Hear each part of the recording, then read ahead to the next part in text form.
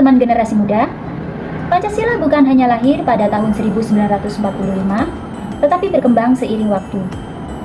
Dari awal kemerdekaan hingga reformasi 1998, Pancasila sering diuji dan diinterpretasi ulang.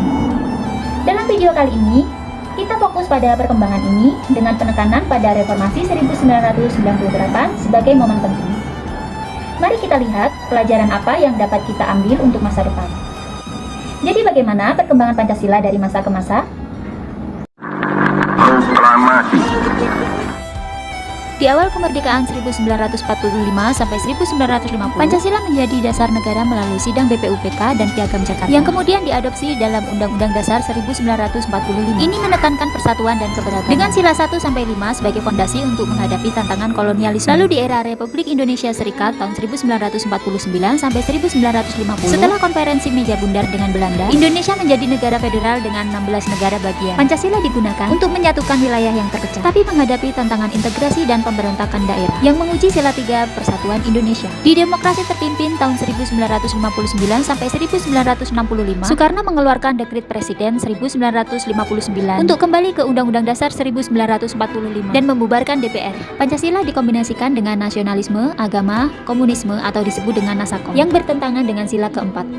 Orde Baru 1966 sampai 1998 dimulai dengan Super Semar dan TAP MPR nomor 25 tahun 1966 yang menjadikan Pancasila sebagai satu-satunya asas. Ini menekankan stabilitas dan pembangunan ekonomi, tapi sering mengekang kebebasan berpendapat dan menjadikan Pancasila sebagai alat penguasa. Akhirnya reformasi 1998, krisis moneter 1997 membuat ekonomi ambruk, KKN merajalela, dan kebebasan berpendapat dikekang. Sila keempat kerakyatan yang dipimpin oleh hikmat kebijaksanaan dalam permusyawaratan perwakilan tidak berjalan. Mahasiswa dan rakyat turun ke jalan, menuntut reformasi total. Ini adalah perwujudan sila kelima, keadilan sosial bagi seluruh rakyat Indonesia, yang mengubah Indonesia dari otoriter ke demokrasi.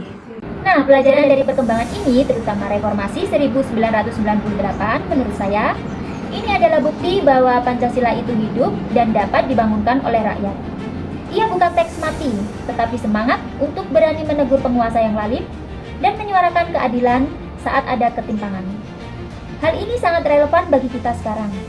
Tantangan kita berbeda, bukan rezim otoriter, tetapi hoax, polarisasi politik, dan ketidakadilan ekonomi yang masih ada. Nilai sila keempat dan kelima mengajak kita, pertama, menjadi anak muda yang kritis dan melek politik, bukan apatis. Kedua, menggunakan media sosial untuk hal yang positif, bukan menyebar kebencian. Dan yang ketiga, berani melawan ketidakadilan mulai dari lingkungan kecil seperti kampus atau komunitas. Jadi warisan perkembangan Pancasila ada di pundak kita. Jangan sia-siakan perjuangan mereka. Mari isi kemerdekaan dengan Pancasila yang sesungguhnya. Sekian video edukasi kali ini, semoga yang saya sampaikan bermanfaat bagi kita semua. Terima kasih.